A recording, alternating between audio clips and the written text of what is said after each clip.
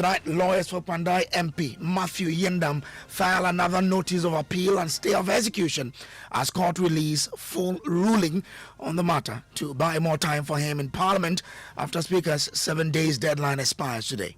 With an application of certiorari seeking to quash the judgment, because an appeal and certiorari are not mutually exclusive. That is what I can say for now. But will the MP be allowed to conduct business on the floor on Tuesday? We'll hear from the majority and lawyers for the MP.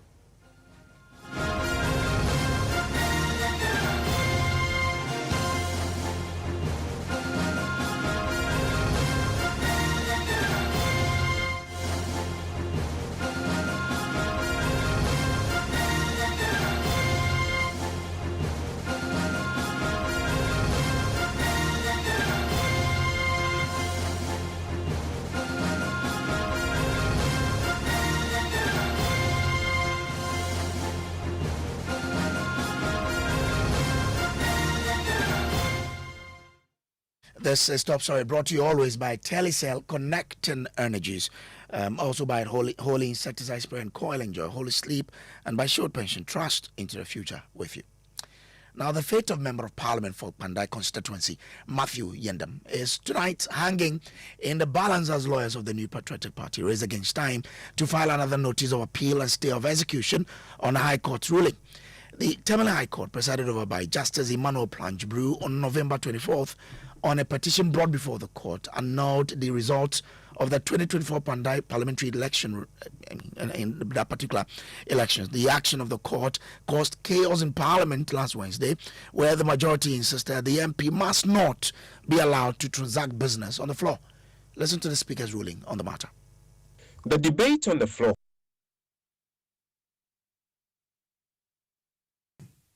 Honourable members, the effect of the order, to my understanding, is that the Electoral Commission is to conduct a rerun election within 30 days, implying that the original declaration of Honourable Matthew Nyindam as the winner of the parliamentary election is invalid, and the member is no longer a member of Parliament. I, however, bring to the attention of the House the provisions of the Court of Appeal Rules 1997 CI 19 as amended in the Court of Appeal Rules 2020 CI 132.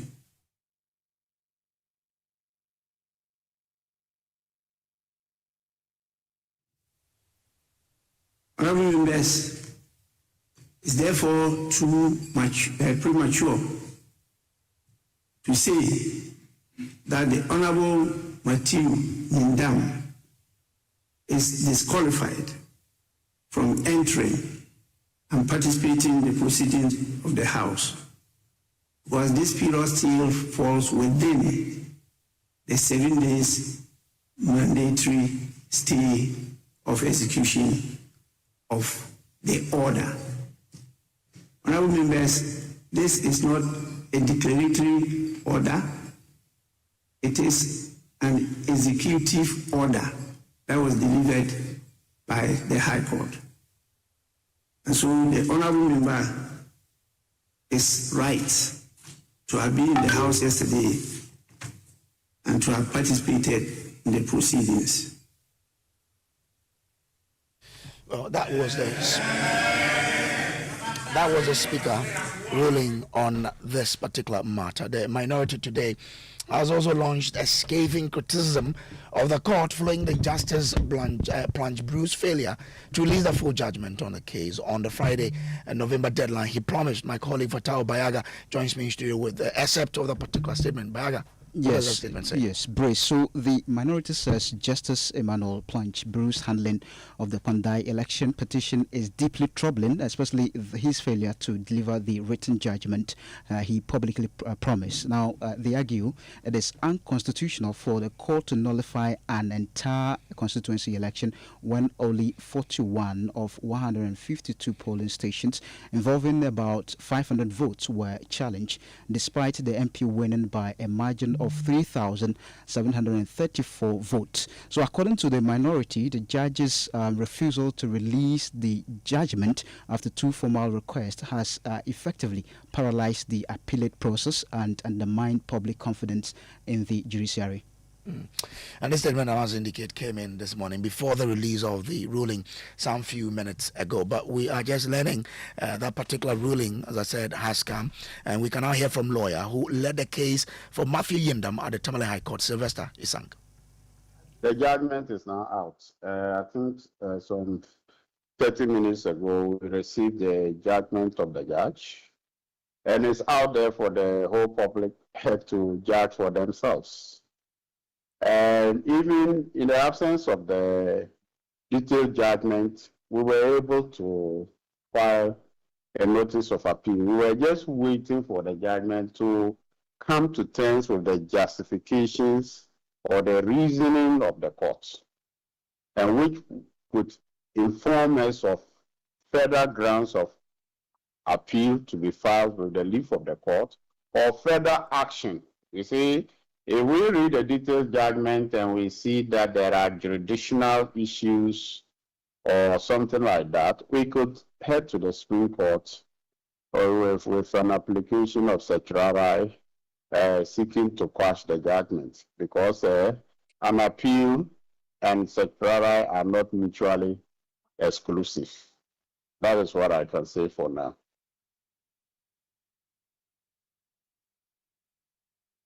So that was a lawyer for the MP, Matthew Nyindam, Sylvester Isang there, speaking to us just when the judgment was released. We'll delve more into this particular matter here on Top Story, brought to you always by Telecel Connecting Energies, Holy Insecticide Spray and Coil, Enjoy Holy Sleep, and also by Shield Pension Trust into the future with you.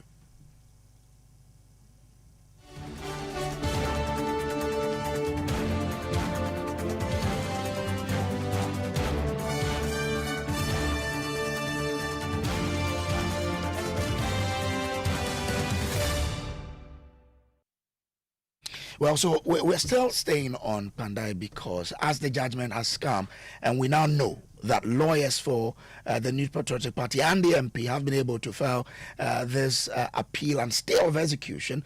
I would want to find out what this means to the MP's performance in the House tomorrow when the House sits, whether or not he will still be able to hold himself out as a member of that House.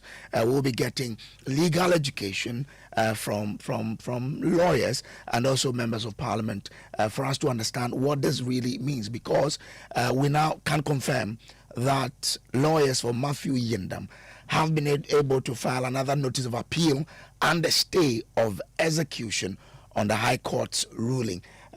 What does this really mean to the case, and whether or not the MP can hold himself out as a member of the House when the House sits tomorrow? We'll get to know. We are saying tomorrow because the Speaker's ruling, the 7-day mandatory stay that he got, expires today, which meant that if the lawyers had not been able to file this appeal, then he could not have been in the House tomorrow. But once they've been able to stay or file a stay of execution, we're asking, what does it mean to his participation in the House tomorrow? And so we'll be joined by the minority and the majority shortly for us to go on this particular matter. But you will recall that on the 24th of November, when the High Court announced the election result of the Kpandai elections, the lawyers for Matthew Nyindam, the incumbent member of Parliament for Kpandai, filed a notice of appeal and a stay of execution against the ruling of the High Court in Tamale, which ordered a rerun of the parliamentary election in the constituency. The High Court mandated the rerun to have been or to be organized within 30 days following procedural irregularities at the coalition center during the initial election. Let's go on the phone lines now and bring in Roxanne Nelson Dafiamapo, who is Majority Chief Whip and MP for South Dai. I'm grateful to you, sir, for joining us. Now, we know that the full details of this judgment has come out. The lawyers for Matthew Nyindam have finally also filed a notice of appeal and a stay of execution on the High Court ruling. I mean, will you still be on that, conviction that he still must be declared a persona non grata because that mandatory 7 days that the Speaker gave is expired today? Thank you very much. One, it is most inaccurate for anybody to suggest that Matthew Nyindam is now filing a notice of appeal. In fact, what they've just done on this first day of December 2025 amounts to an abuse of the court processes. Why so? Because on the 24th, a week ago, on the 24th day of December, they had filed, or the 24th day of November, sorry, they had filed a notice of appeal. Yes. And followed it up with an application or notice for stay of execution. So if you come to the media today and say that you are now filing a notice of appeal and also filing an application or notice for stay of execution, they should be candid with everyone. This is the second set of processes that they are filing. So they are abusing the processes of the court. And we want the whole general public to know this. But whose calling will it be? Whose calling will it be for, to describe that as abuse of court processes? Will it be the court? No. It can be my calling. Okay. As a majority chief whip, I am demanding that Matthew Nyindam no longer participate in the processes of parliament. And Speaker agreed to, but he said the applicable, the relevant provisions of the Court of Appeal rules will spring to life to ensure that there's a 7-day automatic stay of execution. That expires today. And so if you have indeed filed a notice of appeal and followed it up with an application or notice for stay of execution, why are you not relying on that? And you are filing another set of a notice of appeal and another application or notice for stay of execution. I suspect they may want to withdraw one. But to simply keep filing processes just so that Matthew Nyindam can stay in parliament won't hold. No, but that process they've begun, doesn't it stay your hand in trying to declare him a persona non grata? At all. It does not. It does not stay my hand. Only a court order can stay the hand of parliament. Only a substantive court order. Processes filed in courts. In the authority in the Fiamepo versus Attorney General is very clear that a mere filing of a process cannot injunct parliament from performing its constitutional duties or observing its undertaking its constitutional obligations. Parliament is now under obligation to write to the Electoral Commission. And the Electoral Commission, being a party to the suit, is also under a constitutional obligation to declare the seat vacant. Why must within 30 days for a rerun of the elections. Must Parliament write to the Electoral Commission here? Yes, Parliament, if you are served with an order, the effect of the order is that the seat has become vacant. But I mean, it's good that you're a lawyer so you can help us understand. When someone files a stay of execution, doesn't it take effect? What sort of effect? It has no effect. The mere filing of an application for stay of execution, our courts have been called on many times, including me myself. I've been in the Court of Appeal, I've been in the Supreme Court. The courts have disagreed that the filing of the process does not stay in the court's hand. And I'm telling you that not just a stay of execution, an application or notice for injunction. I have gone to court to get Parliament injuncted. It didn't happen. The court disagreed with me. So you're saying that tomorrow you will still ensure that Matthew Nyindam does not participate in the activities in the I will House? not merely ensure, I will insist. I will not This is a substantive order of the High Court. Substantive decision of a case heard on its merits. This is juxtaposed that with the Gyasi Question case. Question's case was an interim order, not order of the court upon the final determination of the case on its merits. This one, the case has been heard on its merit, and the final judgment pronounced. Okay. Then you say that I believe you disrespect the orders of the court because you have merely filed some papers with the court. The effect of the order is that don't submit yourself to the rerun. When you submit yourself to the rerun, then you can take advantage of other remediable processes available to you under law. Where equities are equal, the time must prevail. But won't it be injurious to his human rights if after his I need education. No. I need you. No. I'll need you to educate all of us. We're all listening to you. So it's good that you take time to educate us. Now, won't it be injurious to him if after filing his stay of execution, knowing that for the pendency of the appeal, if you do declare his seat, you say that there should be a rerun, and his stay of when his appeal is heard and he wins, but you've elected another MP, won't it go against him if you do that without listening to the appeal, or without letting argument, hearing argument for the appeal that he's filed?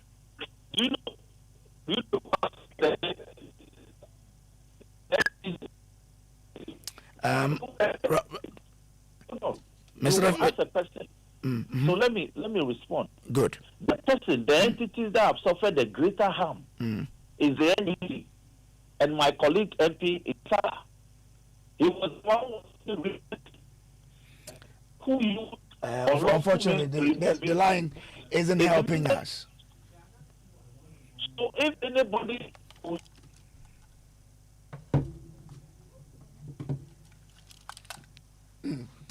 let me bring in Gary Nimako Mafo here. He's director of the legal affairs for the MPP. Gary, we understand that the member of parliament and lawyers for your party and him have been able to file a stay of execution and a notice of appeal against this ruling. But Honorable Dafiamopo says that this does not really mean that he can still stay in the house. What's your understanding of the processes? Let me say good evening to you, good evening to our child listeners, good evening to Honorable Dafiamopo. Let me put it on record that I don't want to be seen to be arguing my case on the radio. But just for public education, I will just state a few points for your public to understand something. There are multiple processes filed in court, some at the Supreme Court, some at the High Court in Tamale, and some at the Court of Appeal. Now, just for a little clarity, you will realize that today, at around 3 p.m., application for judicial review was filed at the Supreme Court, and same has been said on Parliament this afternoon. And what we are simply saying is that the court, the High Court judge in Tamale, committed a jurisdictional error when he assumed jurisdiction to hear and determine the petition, which was filed by the petitioner on 25th day of January 2025. Because at the time that the petition was filed, it was filed outside the mandatory statutory period of 21 days. Now, the Gazette of the Kpandai parliamentary elections was gazetted on the 24th of December 2024.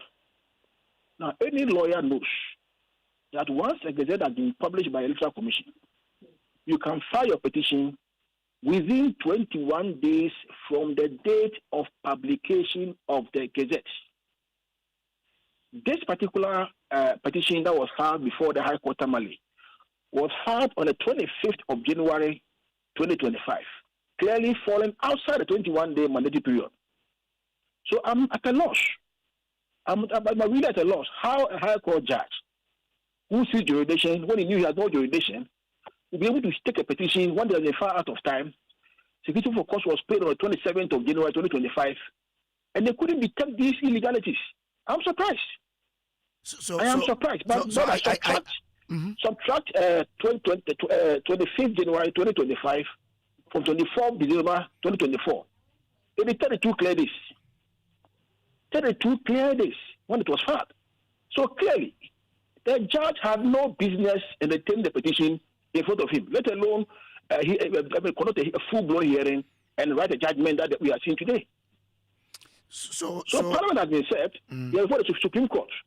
And I think that anybody at all who has seen this process will take a second look and say, look, let us pause. Some substantial injustice has occurred somebody. Honorable Nyindam has suffered a substantial miscarriage of justice before the court. And the Supreme Court must correct this injustice. Because we are simply saying that at the time when the petition was filed, clearly, the court ought not to have even heard the matter at all, let alone proceed to do a hearing and proceed to give a judgment on 24th of November 2024. So at this stage, all I can say is that we are waiting for the Supreme Court to hear the matter on the 16th of December. It's a Tuesday. The Supreme Court hears the matter and it tells one way or the other.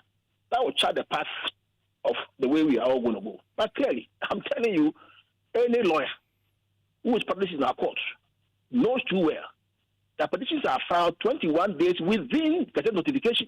Well, not outside.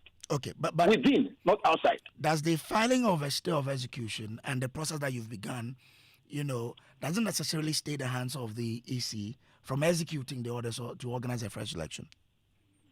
I didn't get your question right. Please, can you come again? I'm asking whether the process that you've filed really stays the Which of them? The one at the Supreme Court or the one at the High Court? The stay of execution, for example. Or the stay of execution, yeah. Does it stay in the hand of the EC from organizing fresh elections as the court ruled? Is it not fair that a decision has been taken, an appeal has been filed, okay?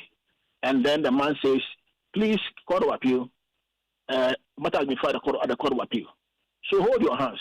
Let's argue the stay application, which is before the High Court, or to be on the 10th of this month. So let's hear the stay application. If you stay in the stay application and one way or the other you decide that you want to grant or you not grant, that would change the direction. But how can you say that the person should leave Parliament even before the stay is heard? Why is this said? If the Supreme Court will decide that look, the judgments, the policies that were filed at the High Court, because it was far out of time, everything that is found is void of no legal effect, and then another time you have to take the seat vacant. What have we done to the MP?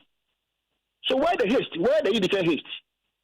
Why the indecent haste? But hasn't the court ruled that just by filing the process does not stay in the hand of any organization, constitutional organization, from doing its work? Just as Daphne was explaining earlier. Your voice is very low, so I can hardly hear what you are saying. Okay. I was asking that, Daphne was explaining to us earlier that yes, the court has held that just by filing a process does not necessarily mean a constitutional body cannot undertake its process. And that's why I'm asking that if the court indeed has ruled, can then the constitutional body go ahead and carry out? Yeah, but when the court rules, there are processes where you can do the execution. Yes. There's a process for execution to be carried out. So they can trigger the execution process. We have triggered our state process and then filed at the Supreme Court. I just said the same upon whether anybody can file petition outside the 21-day period. Ask him. Let me answer you.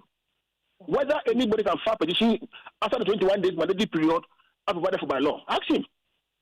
It is a void process. Okay. You can't file petition after 21-day period. You can't. All right. You can't. And you have seen this material breach, and we are challenging it at the Supreme Court. And you are saying that the Supreme Court should proceed. That's what they should declare the seat vacant. Why? Okay. All right. So you're saying that tomorrow your client should be will be in Parliament. Well, at this stage, all I'm saying is that we have triggered our process. Okay. They can trigger their process. Then the law take its own course. Okay. All right. Thank you very much. Gary Nemako is MPP's Director of Legal Affairs. Let me bring in Lawyer Samson Ladi Ayanini. Lawyer, with all that has been going on, what does the law really say? Does the man can he still be in the House tomorrow?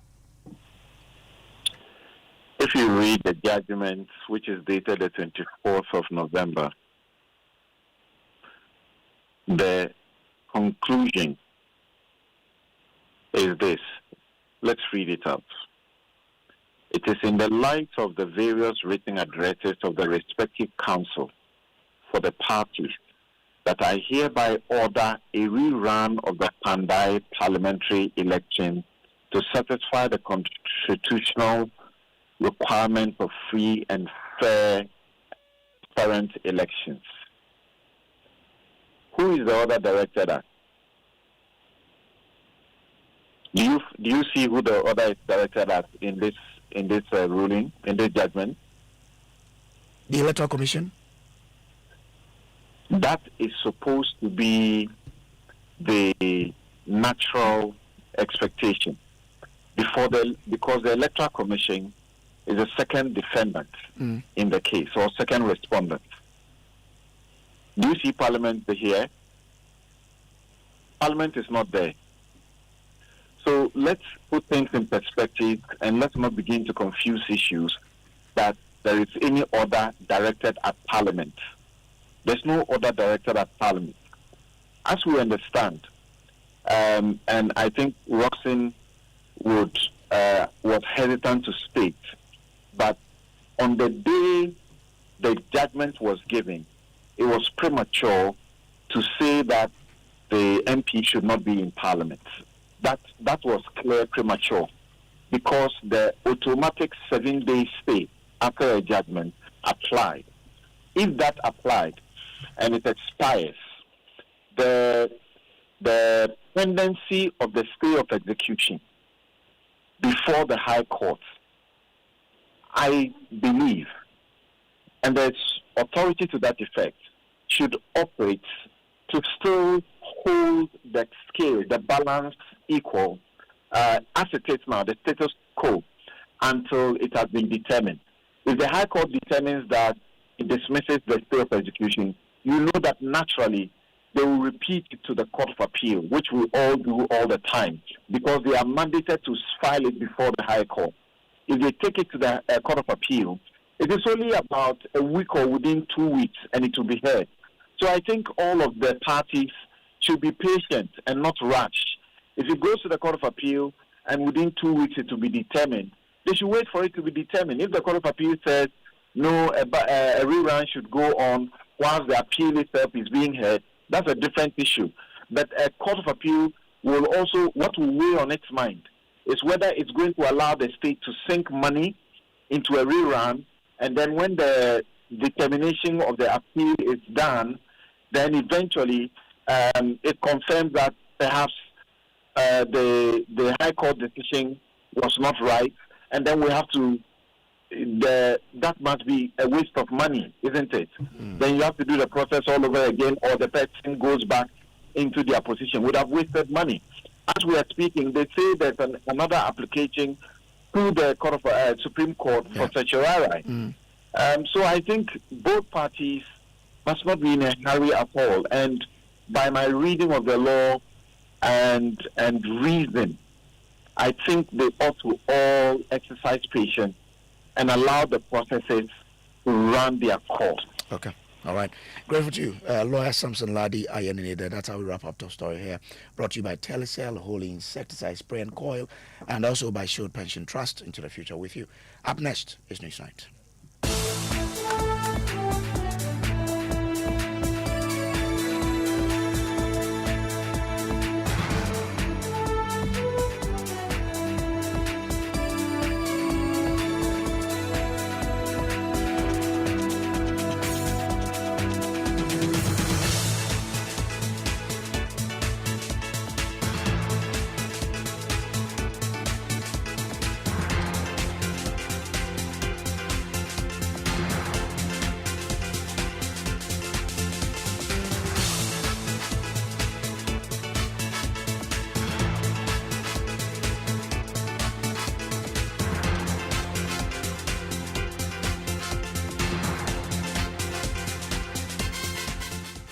Good evening, everybody. Welcome to Newsnight. We're live from our studios at Kokomlemle in the crowd. The bulletin is also live on Love 99.5 FM in Kumasi and on over 30 affiliates across the country.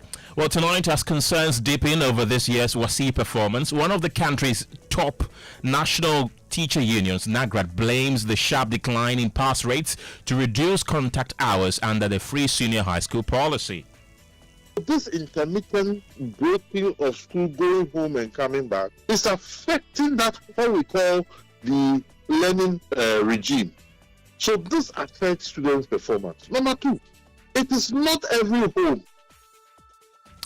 We hear from the Ghana Education Service, which insists the examination outcomes reflect students' academic performance.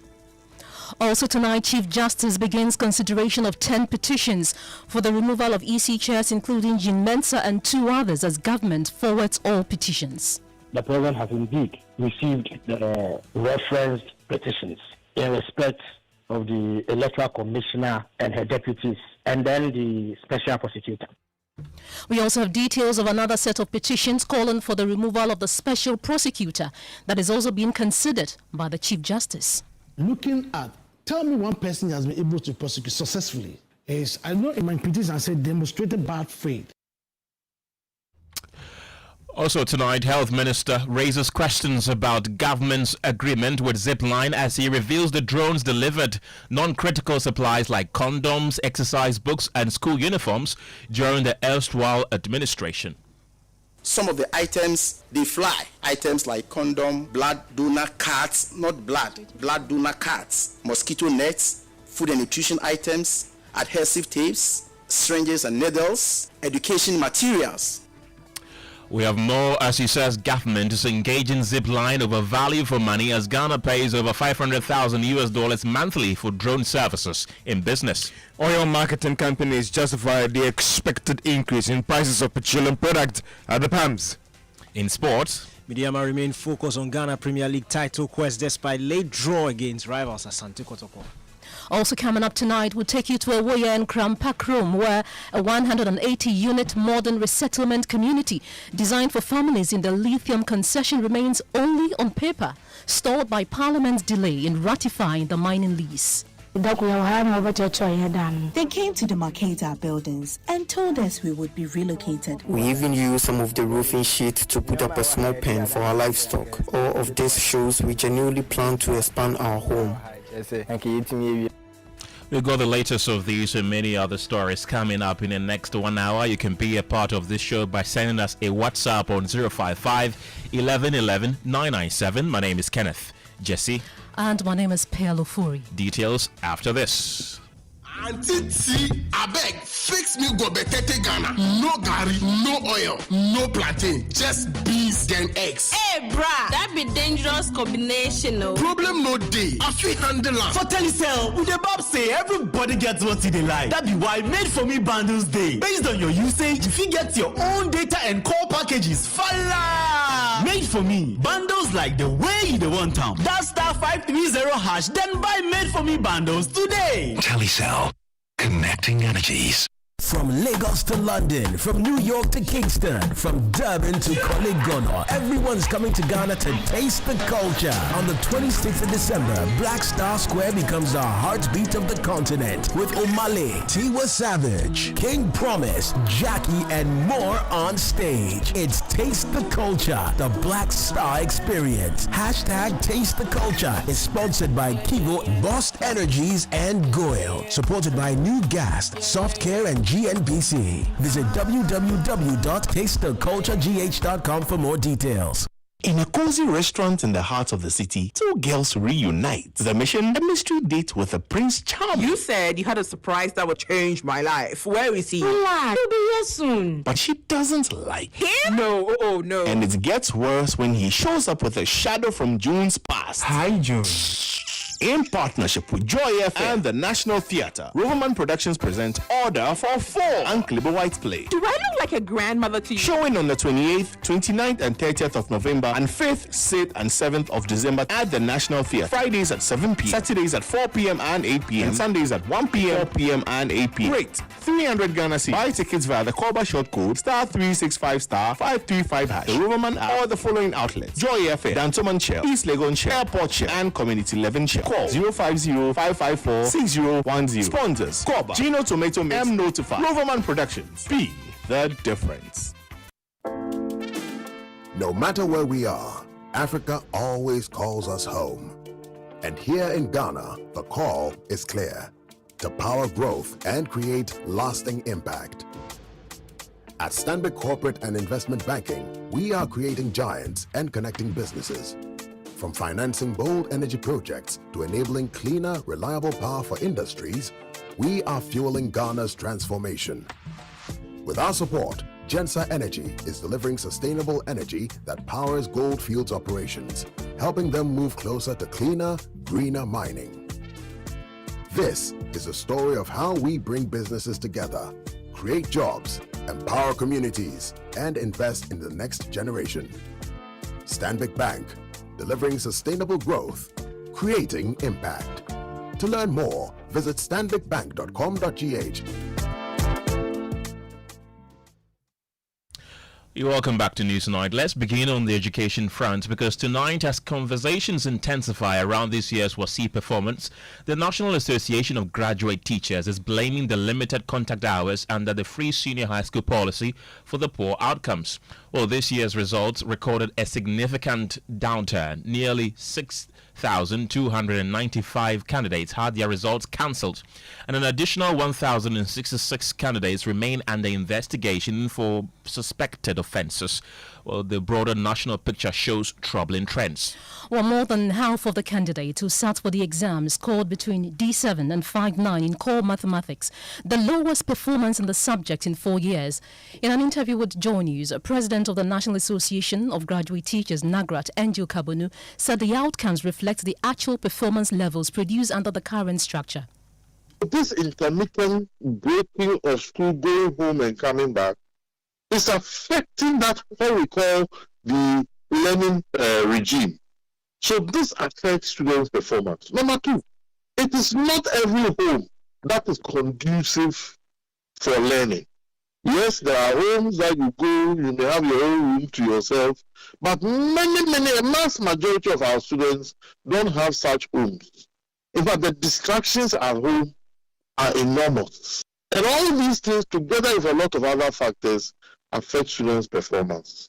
And let me say that this WAEC results 2025 is the true reflection of the actual performance of our students.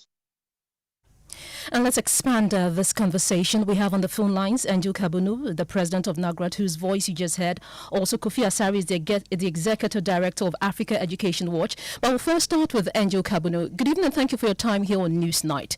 Now, you have attributed the performance to limited contact hours. Tell us more about that. How did that impact the WASI results we just saw? Well, like I was saying, a school term is supposed to be definite, so as for parents and children to be able to plan and cite themselves for school.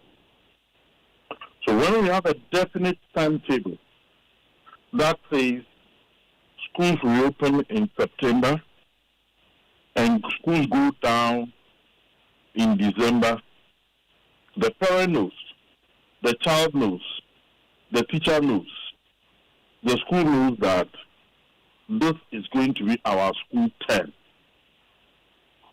But when we have the situation we have now, where Form 1 students go to school, Form 2 students will be at home, all Form 3 students will have to come.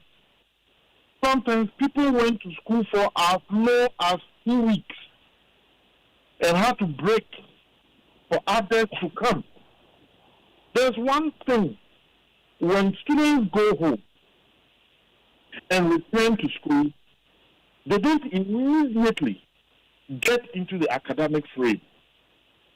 It takes a number of days to shed off the drudgery of all the excitement of the home to get yourself into the school frame of work. So this uncertainty that our children have been going through may have contributed largely to the type of outcome that we are looking at.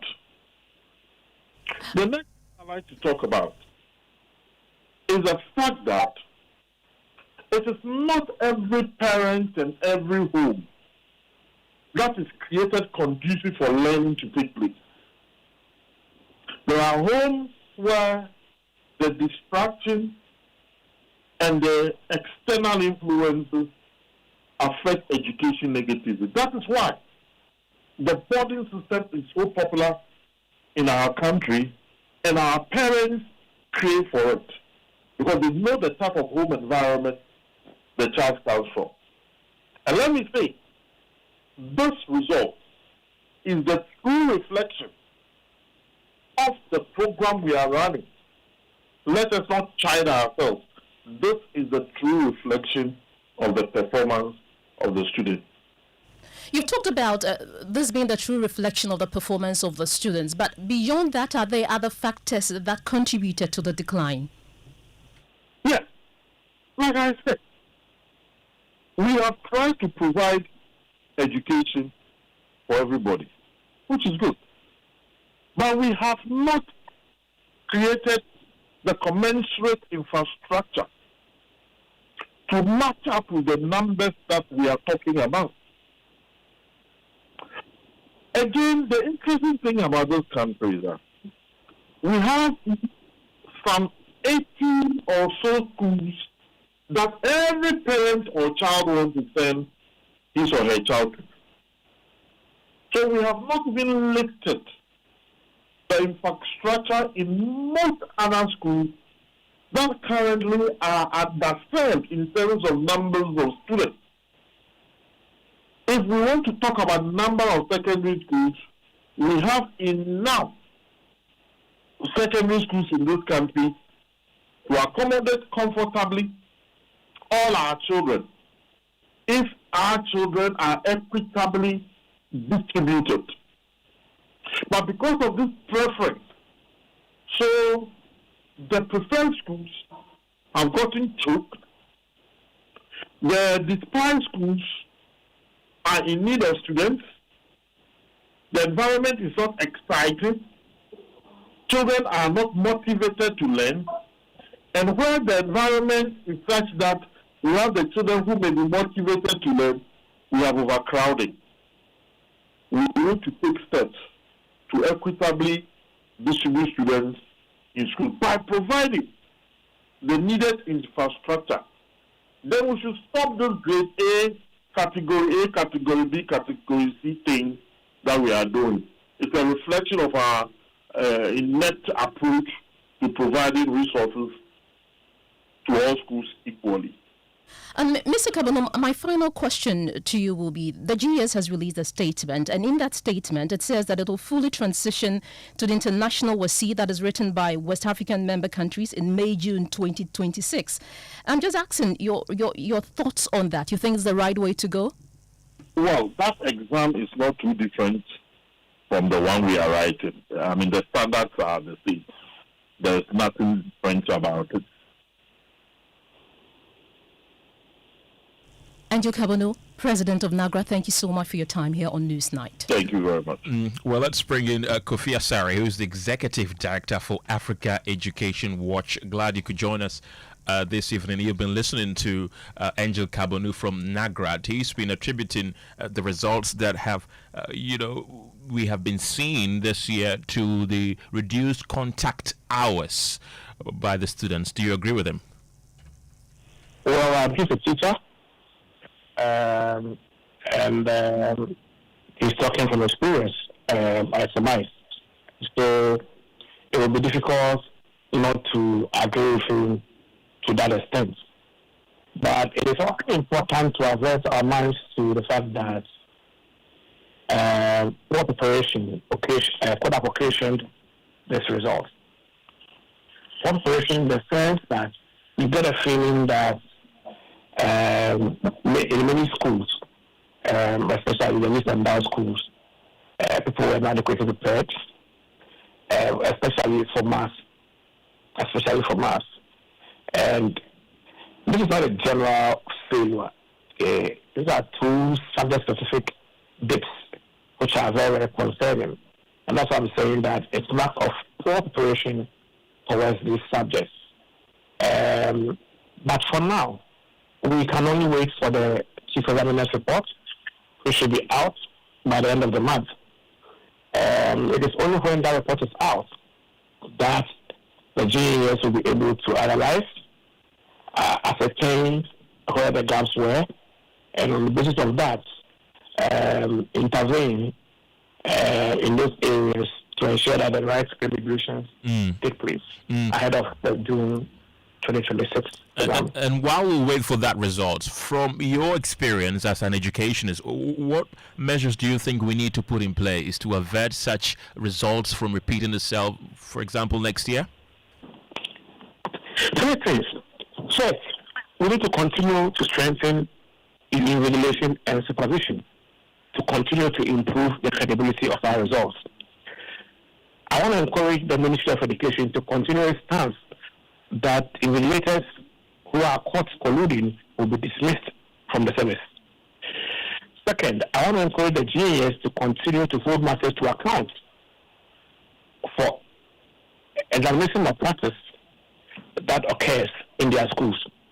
It is important for parents to talk to their wards and let them understand that while preparing for June 2026, they should prepare as independent candidates and not rely or not hope to rely on anyone, because the systems being put in place are so stringent that if you, as part of your preparation, assume that you're going to have any support from a teacher or an invigilator, you might be found wanting. And finally, and most importantly, after reviewing the Chief Examiner's report, it's important for the GES to strengthen the ongoing interventions and motivate the teachers to put up their best, because we appreciate that given the limited days the children will spend in school, it's important that the teachers maximize contact hours and work extra. So motivation for me is very, very important. Okay, Kofi Asare, thank you very much. That's the Executive Director for Africa Education Watch. Well, some of the candidates have been speaking to Joy News, and they say that although they prepared adequately for the exams, the questions were beyond their expectations. With the social studies, the thing was that was our first written paper, so there was some kind of tension and pressure when we were about to write it. Core maths was difficult, I won't lie. We have been solving past questions, but still, the core maths, I haven't even seen it before. So nobody really thought that like core maths questions would turn out that way in this WASI that we wrote.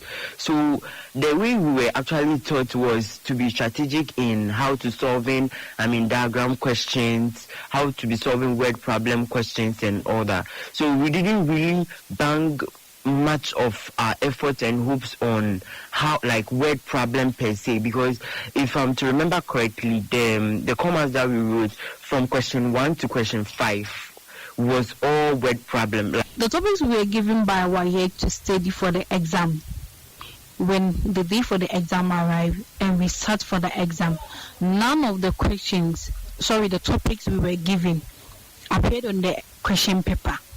The WASI 2025 was quite interesting and shocking. Shocking in a way that a subject like maths per se, how we the students wrote the exams is not how we have seen the results. Because although the maths were difficult, but we the students did something. We wrote something per se. But when the results came, most students got F9, and E8. Well, early on the Super Morning Show, Head of Public Affairs at WAEC, John Kapi, said that the Chief Examiner identified 7 persistent weaknesses across core areas of the syllabus, which he believes significantly affected national outcomes. Obviously, these are not topics that are outside the syllabus, and they're not outside the test blueprint. So, from the general comment that was made, the Chief Examiner reported that the standard of the paper compared favorably with that of the previous years. For purposes of emphasis, can you repeat the 7 weaknesses that the Chief Examiner identified? So 1, representing mathematical information in a diagram. 2. Solving global mathematics-related problems. 3. Constructing cumulative frequency table from given data distribution.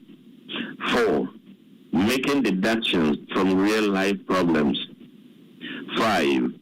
Solving application problems in simple interest. 6. Translating word problems into mathematical expressions. And 7. Interpreting of results from cumulative frequency curves. Right, so Pearl, that's John Cappy there. It's quite interesting how, when I heard the results, especially the social studies of 1 in 4 failing social studies, because back in the day It was easier. You for you. You didn't really have to study for social studies. Well, some have to study. Interesting. Anyway, let's hear from you. If you are a candidate, if your ward wrote Wasi this year, let's hear from you what the experience was like. The telephone number to send your message to is 055 11 11 997. Away from education, though, the Chief Justice has begun considering a raft of high-stakes petitions seeking the removal of Ghana's top election officials, a process that places EC Chairperson Jean Mensah and her 2 deputies under intense scrutiny. Ojo News can confirm that President John Mahama has transmitted 10 separate petitions to Chief Justice Paul Bafuboni. Of these petitions, 7 call for the removal of the EC chair and her deputies, Dr. Bosman Asari, in charge of corporate services, and Samuel Tete, in charge of operations. And the remaining 3 target the special prosecutor Kisie Jabin, with petitioners citing various breaches and concerns. Well, the Chief Justice will now determine whether a prima facie case exists to trigger a full inquiry. My colleague Michael Ashali joins us in the studio with details of the constitutional processes expected to be followed in this case. Michael, let's start with the removal process of the heads of the EC. What does the law say on this? So this will largely be guided by Article 146. We know that a petition is first sent to the President alleging stated misbehavior, incompetence or incapacity. The President then forwards the petition to the Chief Justice without assessing the merit. And this is where it may be a bit different from that of when it is the Chief Justice, when the same process has been triggered. In that case, the President is supposed to do that in consultation with the Council of State. Then it goes on from there. When the President sends this to the Chief Justice conducts a prima facie assessment. Now, if a prima facie case is established, then the Chief Justice constitutes a 5-member committee, 3 superior court judges and 2 persons with relevant expertise. Again, it goes on that the committee investigates, gives the EC chair a stance to defend themselves, and then submits a binding recommendation to the President. Then the President must act in accordance with the committee's recommendations. And these processes you have just mentioned, are they any different from that of the special prosecutor? Well, effectively, they are not so much different. Again, if you look at this, also comes under the same process, Article 146 of the Constitution, just as the EC chairs, and also some judges of some level. We know that, again, a petition is submitted to the President. The President refers the petition to the Chief Justice. Then the Chief Justice, again, goes through the same process of a prima facie case. If he finds proper grounds for them to escalate it, then is when he sets up a committee that again will come up with findings that again are binding on the actors of the report. Pearl. Now let's talk about details of one of the petitions for the removal of the special prosecutor. Who are these petitioners and what are the reasons they are given for the removal of the special prosecutor?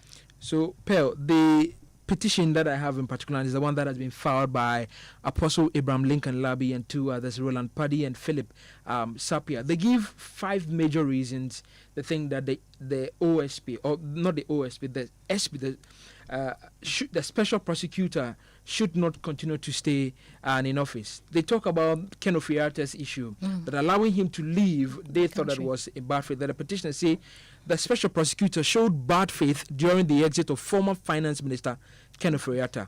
They quote Kisie Jabin's own interview with KSM where he said, well, we saw him leave. And now to the petitioners, this is proof that the OSP knew Ofori was leaving the country but kept quiet. They also say that Kisie justified his silence by suggesting it was difficult to act because the president at the time was Ofori's cousin. They summarized this as the SP claiming it was difficult for him as an SP to block Mr. Kenneth exit. But the petitioners don't accept his reasoning. Okay. They argue that if the special prosecutor can act whenever a suspect is connected to someone in power, then he, quote, will automatically go silent and allow the suspect to go scot-free. They also list some other reasons. Well, he's not cooperating with the Attorney General in the case of the docket for the extradition of Ken Ofori. I think we heard a lot of that in the media. They quote what Justice Ramsay had said earlier, that they had written severally to the SP to give them the docket for the extradition, and that there wasn't cooperation between the two of them.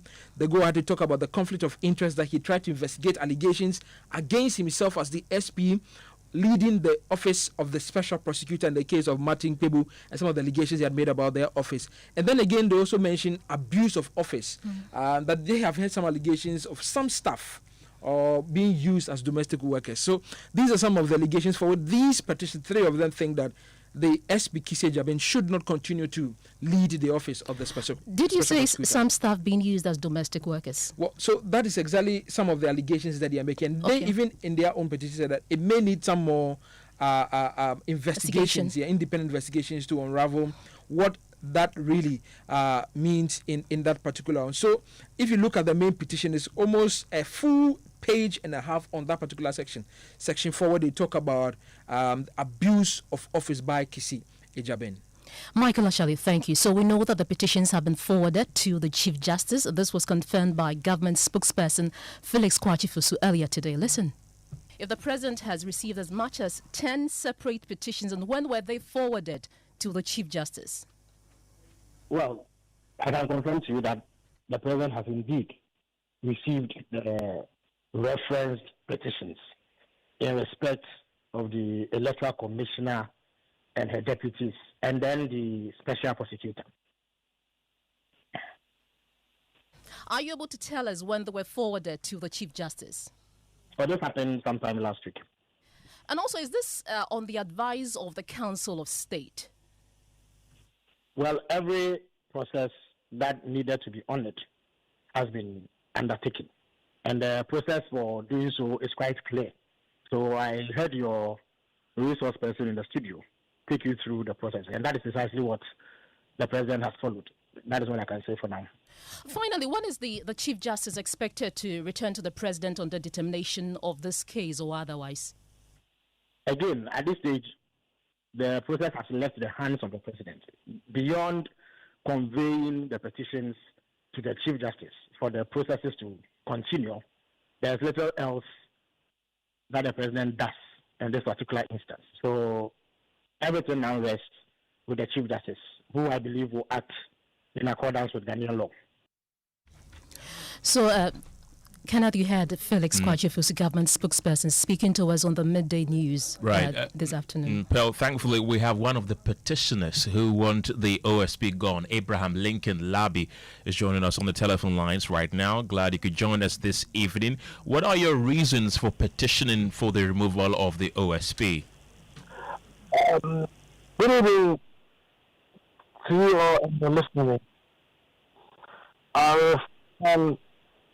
My petition, for one, is for demonstrating that thing.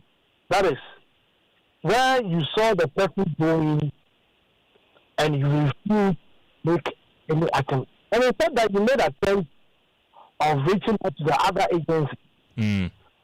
Now, to me, you all two people are living. That you are from there, and also the citizens. If really you made an attempt, why don't you hold the press conference and tell that you think Kenneth can go in, has an corruption-related issues, but the powers that be are frustrating me not to. Tell me one extent. You kept all these things now. You just can't show that you reveal this thing. You demonstrated bad faith, and we have the ultimate good faith. In fact, it's between me and you. You have to be faithful to me. It is not, you see, it is that time we citizens, we have all politicians or people in office highly accountable. Abraham, now the petition has been forwarded to the Chief Justice. What are your expectations? Oh, I'm expecting that with the prima facie case, whatever, take it serious. I mean, that's what I'm expecting, that we should be removed, and also the office to be from local office center, all the street CID office, what the boss to be strengthened, so that we'll have a place for investigation. And are there any special things that you are seeking from the office, in particular the office of the special prosecutor? Because you cited Kisi Jabin for being inactive. Is there anything specific that you want the special prosecutor, his office, to do? My mother, you see, the whole thing, I have an issue with the OSP itself. Why it should be formed? Because when you look at the whole thing, it's about duplication of duty. What is doing, Yoko is doing. All the bureau secretary, they are doing it. So what is the essence of establishing OSP? But to my understanding, somebody explained to me that where is a division of labor. And even this morning, I got information that 249 workers are there. So I said, okay, they should be reformed. But as for Kisi Ejabin, it should be sacked straight. Right, Abraham Lincoln Labi, thank you very much. He's one of the petitioners, one of three actually, who is seeking for Kisi Jabin, the special prosecutor, to be dismissed. You can also join us with your thoughts and comments on the stories that we've been sharing with you so far. What do you think of what we've been telling you so far? It's now time for business, and George Wiafe has joined me in the studio with the latest. George, what have you got for us? Well, coming up in business, the oil marketing companies justified the projected increase in fuel prices, insisting they are purely based on the city's performance and international dynamics. We'll also explore the impact on existing loans and new facilities, as the Ghana reference rate is set to reduce significantly in the coming days. The business news on Newsnight is brought to you by MTN Business. Welcome to the new world of business. Kingdom Books and Stationery, your number one-stop shop for all your office essentials and tanks, and Pepsodent Herbal and Charcoal. Je m'appelle. Je m'appelle. Je m'appelle. Mappe. Et mappe. French, you dear. This is midi croissant. Meet Aja. She makes Sobolone in a small shop in Kaswa. She's going places with MTN Ejumapa. Now, she's learning French kakra to teach her francophone customers indigenous recipes. Watashi no namae wa. Watashi no na.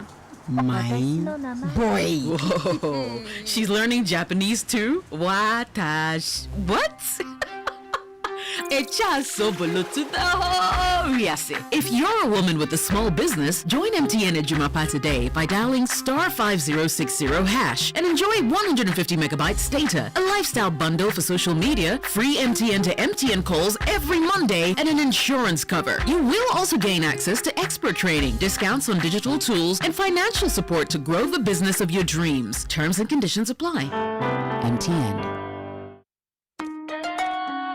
Son, we are so proud of you for setting up this hospital. I really love those hospital beds and waiting chairs. By the way, did you import them? No, Dad, I didn't. I actually got them from Kindle Books and Stationery right here in Ghana. Wow. We also bought our office supplies, safes, executive desks and chairs from Kingdom, and they gave us expert advice on how to set up our office. Guys, that makes 3 of us. I also got our sofa and bedroom sets, plus our dining hall furniture for our new home from Kingdom. Wow, Mom, that makes 4 of us. I usually get my stationery items from Kingdom, and my teacher also mentioned that our classroom furniture was provided by Kingdom. So there you have it. Whenever you're thinking about setting up an office or acquiring furniture for your home, etc., Kingdom Books and Stationery should be your first port of call. With over 40 years experience in the industry, we stock and supply a wide variety of globally sourced office and home furniture, stationery and equipment. Visit our head office, Takweje, Osu near the Osu Cemetery, Temania Community 4, Takoradi opposite Vijay Mays Plaza, Cape Coast University Bookshop, Bookshop, Spintex Road near Absa Bank, Atomic Centerpoint Mall, Winneba University Campus, KNUST, the University Bookshop, and Santasi in Kumasi. You can also visit our shop online, www.kingdomstoreonline.com. Hurry while stock lasts. For further inquiries, contact us on 050-162-0810 or 0302-764-101. Email info@kingdomgh.com. Kingdom Books and Stationery Limited, where quality and affordability is assured. Terms and conditions apply.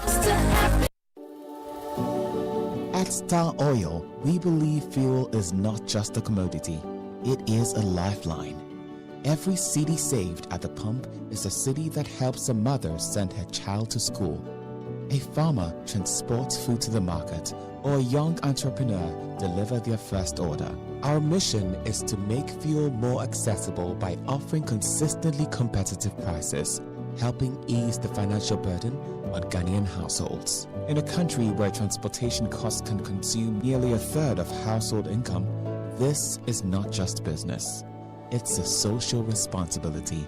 Star Oil, still quality and affordable fuels for all.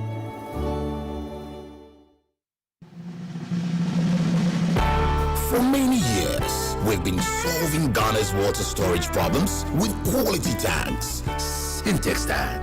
You know, it is strong, it's tough, and reliable. And now, we are in to solve the #1 problem when it comes to water carriage: our pipes. With the state-of-the-art machinery, Sintex is providing very strong, tough, reliable, high quality, and durable pipes at a reasonable price. This is Sintex Pipes. With Sintex Pipes, water flows wow. I mean, ta-ta-ta-ta-ta-ta-ta-ta-ta. If they carry water, no wahala. With Sintex Pipe, our water problems are solved. Sintex, are you strong? Are you tough?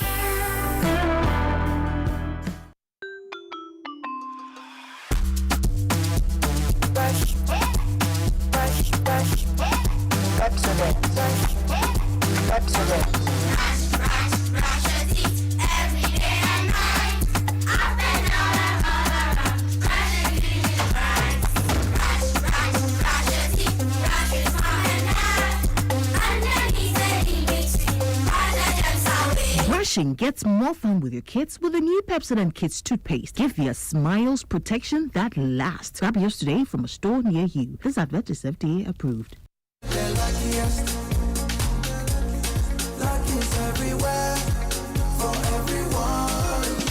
This year is going to be sweet. I don't just feel it, I know it, because the Luckiest Season 3 is back. And I'm about to show you how to grab your golden ticket. Just dial *712# and follow the prompts to purchase your ticket. Or go to the luckiestafrica.com, hit community ticket, and pick your lucky number. Or let the system do its magic. Choose how much you want to spend from 1 to 5,000 Ghana cedis. You can even buy a ticket for someone else. Be someone's hero. Payment? Easy. Mobile money in Ghana or card if you're international.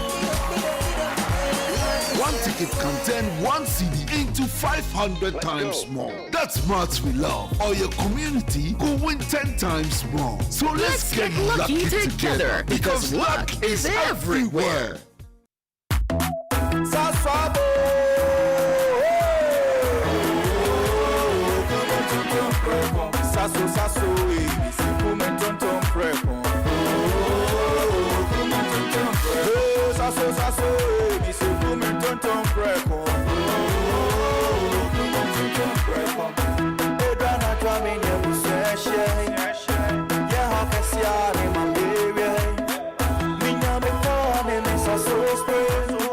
Every mosquito starting run away.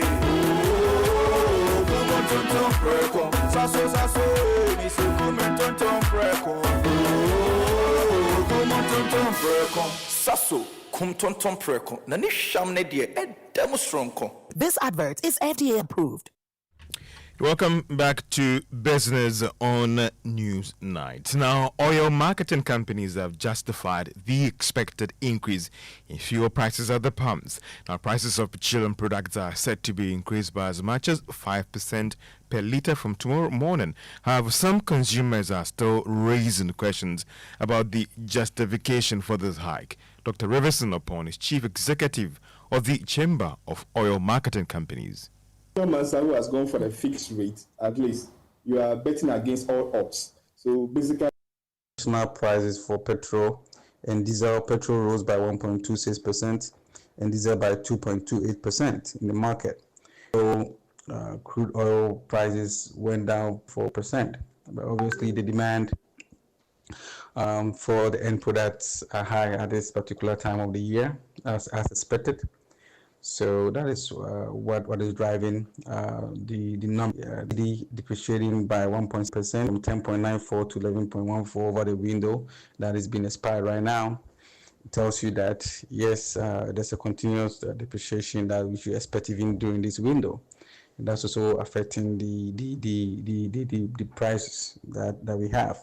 So indirectly, we are saying that we should expect between 2% increase in petrol and then an average of 3% increase in diesel at the moment because of these two factors that I've enlightened. That is, i.e., the international benchmark prices for petrol and diesel going up, and also CD depreciating by 1.76%. Dr. Riverson Upon is Chief Executive of the Chamber of Oil Marketing Companies. Now, commercial banks will from this Wednesday review downwards their key benchmark used in determining interest rates, that is the Ghana reference rate. But what will be the impact of this development on new loans and those new facilities that are yet to be actually serviced, or also new ones that they are currently being serviced? Lawrence Saki is head of research of the Ghana Association of Banks. Master who has gone for the fixed rate, at least you are betting against all odds. So basically, once you sign up for a fixed rate, irrespective of whether the rate are dropping, you won't see that effect in your at least amortization schedule. So, but there are instances where even though you be having fixed payment and all that, people can go back to the banks and then probably renegotiate and all that, because the people are there, they are human beings. And maybe there's that likelihood that maybe they may reconsider their position and all that. But once it's fixed, I think the position is you're supposed to make that fixed payment throughout, irrespective of whether interest rate is dropping or not. There's no way to affect your repayment rate.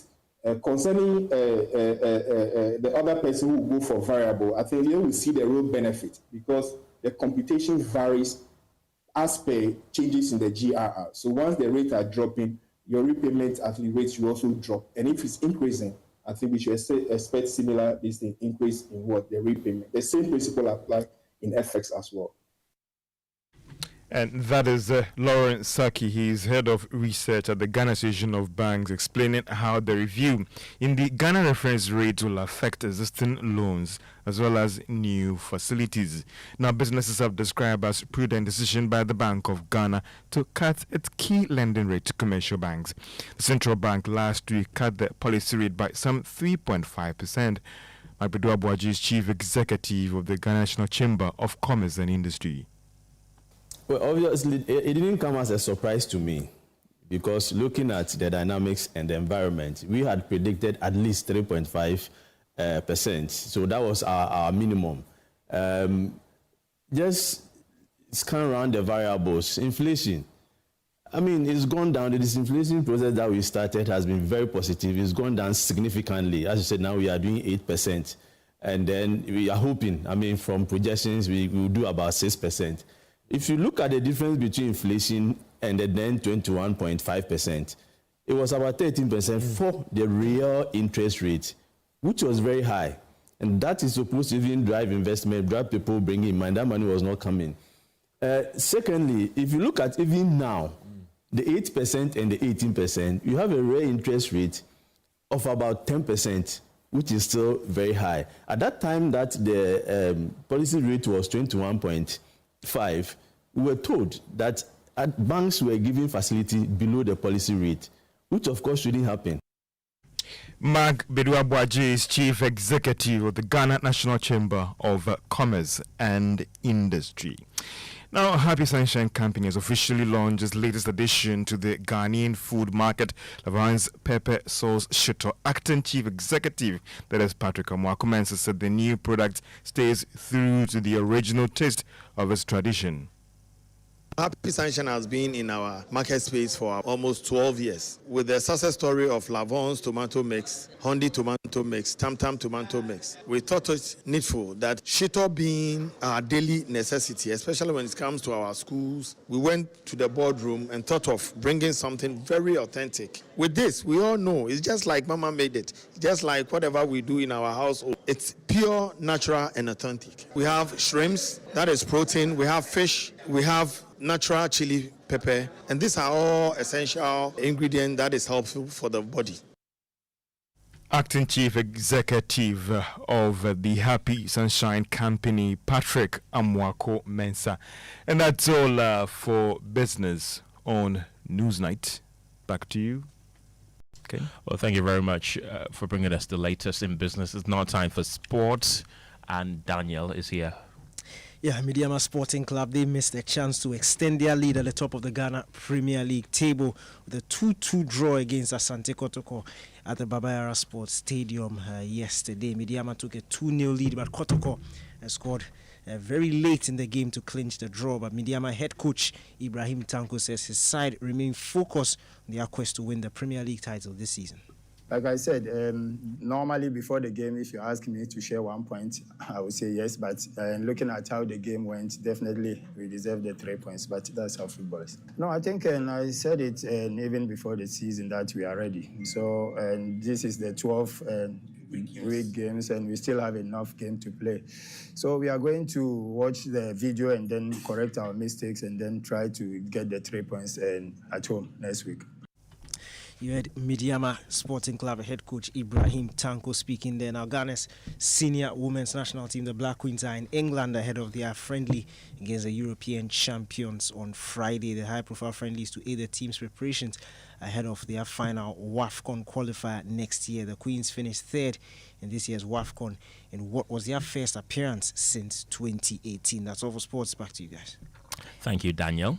And let's go to the central region because Ghana risks losing the full value of its first lithium venture if delays in ratifying the mining lease continue to stall the Ewoya project. Acting Director of the Institute of Mineral Resource Investment and Governance at the University of Mines and Technology, Dr. Frank Boateng, is warning government revenues will keep shrinking if the deal is not passed. When the mining lease was signed in October 2023, the global price of lithium was about $3,000 per ton. Today, it has plunged to around $600. Dr. Boateng says Ghana must urgently build price sensitivity mechanisms into agreement to cushion future market shocks. We'll hear from him shortly. But first, two communities, though, Ewoya and Krampakrum, earmarked for relocation to 180-unit modern housing project, say their future remains frozen as the resettlement exists only on paper. Emmanuel Jivenu has more in this week's episode of Hope on Pause, the Lithium Promise. Abba Yamiati cooks on the clay stove in the middle of her compound, something she has done for years. 2 years ago, officials came and measured everything she owned, her rooms, farmlands, and placed a moratorium on all new developments in Krampakrom. They came to demarcate our buildings and told us we would be relocated. They measured our rooms, the land, and took inventory of everything.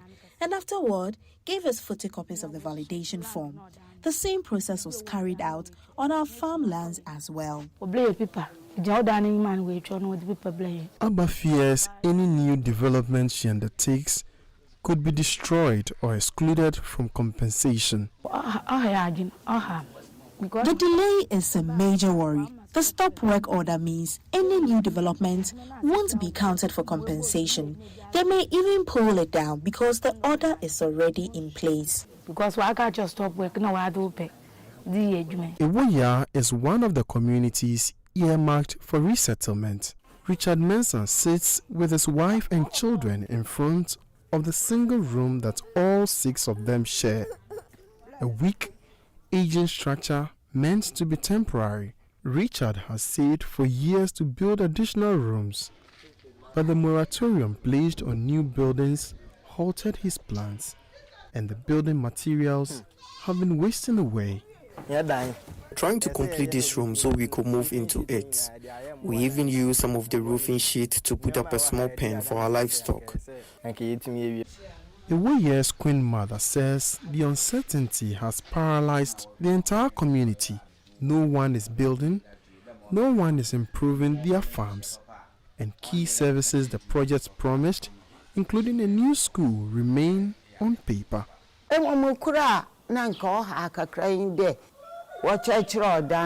Honestly, we have been waiting for the relocation, but nothing has happened. I've had to stop building, and I cannot expand my farm.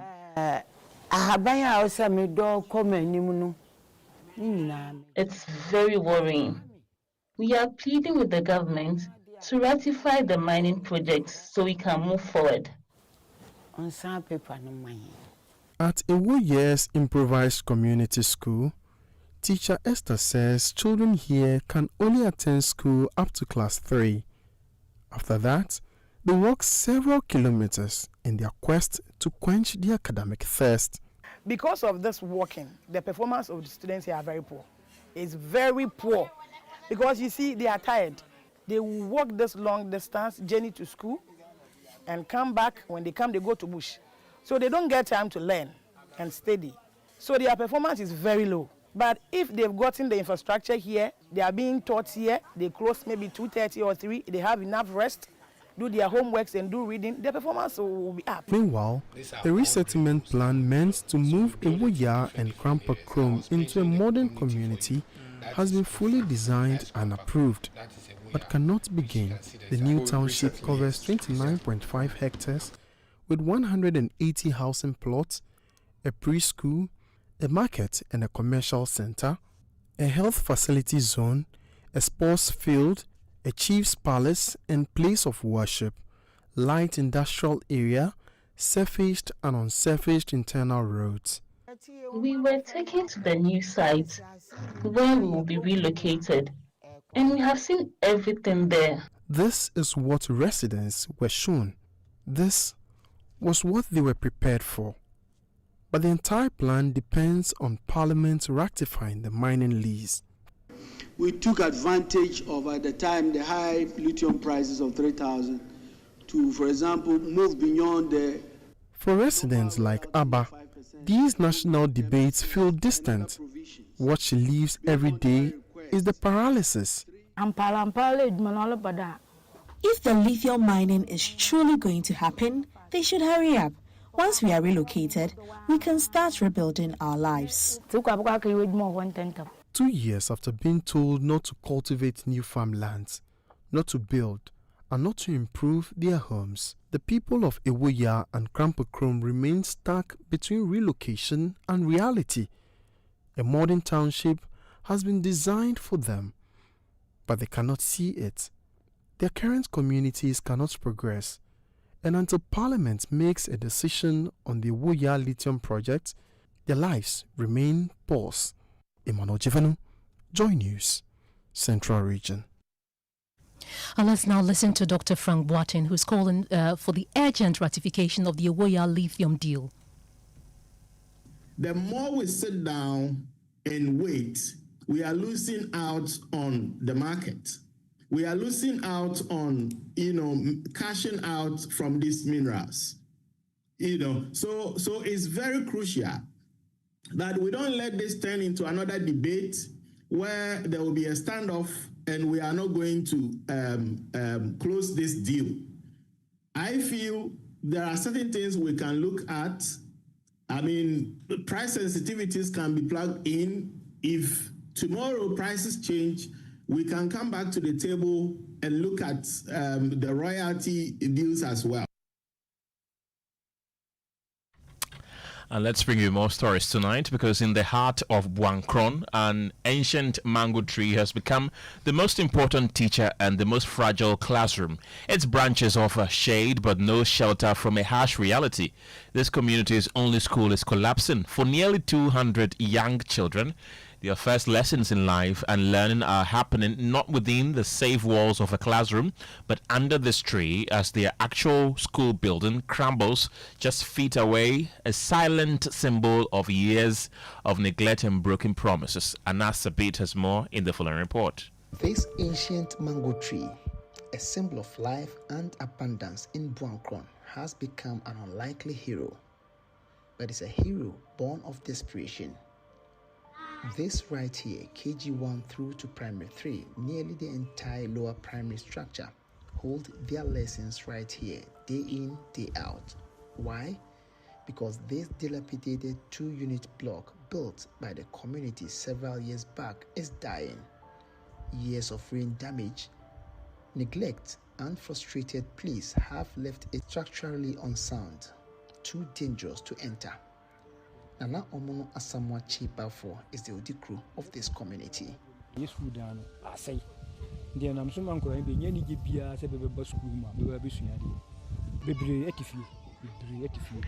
When the rains come, and they will, learning doesn't just stop here, it becomes perilous. Inside is a no-go zone. Outside, under the tree, is a battle against elements. Sudden downpours, scorching sun, dust, and distractions no child should face daily. Fred Esiama is the assistant headmaster here. Our infrastructure, the buildings and the environment, it is not all that good for teaching. Well, the Republic Bank Lava Firm Habitats Fair in the Ashanti region ended over the weekend, with patrons and exhibitors anticipating more. My colleague Emmanuel Bright Kweku captured all the moments. For Dawn Master, we are looking for people that are building, starting to build, finishing, and those are the people that came. Anybody that visited our stand, I mean, when we asked them, they had the project ongoing. It has been very much organized, and then we are able to speak to patrons of our products. I'm actually surprised and I'm overwhelmed by the turnout. Because even in the rain, we still had people at the tent. With the 2 developers that came around, I am sure that we've had a number of people purchase or made some commitments to purchasing those houses. Oh, the fair was very nice. Even unfortunately, I came today. Yes, we finished the building, so I was needed at the door and the kitchen cabinets and all. When you just come, you find everything at one place. And those were excited patrons at the Lava Femme Habitat Fair. That's how we end Newsnight tonight. But before we go, though, a few of your messages that you've been sending to us. This one is from Augustus from Adoteman. He says, if those who wrote in September are feeling like this, I cry for my daughter who is writing in May. Charles also says, the very day I finished the exams and my daughter finished the exams and I picked her from school, the only thing she told me was that the teachers were even surprised about the math, and truly she failed the math. This one says, frankly, wording of questions in both BEC and WASI is problematic. Very lengthy sentences before choosing correct answer in the objective test. And this is God's Way from Lakeside Estate. He says the catastrophic failure of students in the recent WASI is a deafening alarm bell for our nation as far as education is concerned. It's obvious that those students spent their time on social media instead of reading their books. This is a matter of concern and must be digested by the Ministry of Education. So those are some of the messages that you've been sending to us on our WhatsApp platform. Thank you very much for listening. My name is Kenneth. Gyasi. I am Ofori. Have a good evening.